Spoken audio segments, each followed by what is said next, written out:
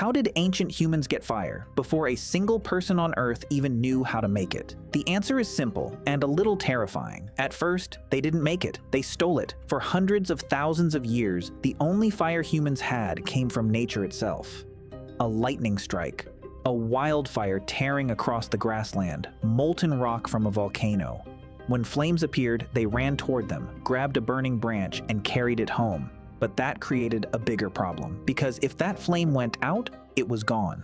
There was no way to bring it back, so they solved it in the most human way possible. They never let it die. A single group would guard one ember, feeding it, shielding it from rain and wind, carrying it from camp to camp, sometimes keeping the same fire alive for years. One person's most important job was simply this: keep the flame burning. And then, finally, came the breakthrough that changed everything. Humans discovered they could make fire themselves by spinning a wooden stick against dry wood until the friction sparked, or striking certain stones together to throw a spark into dry grass. For the first time, fire wasn't a gift from the sky, it was a tool in human hands. And that one skill rewrote our whole story. Fire cooked our food, unlocking the calories that grew our brains. It warmed us through ice age nights, held predators in the dark, and pulled us together around its light. We didn't just find fire, we captured it, kept it alive, and learned to summon it from nothing. And that is the moment we truly became human.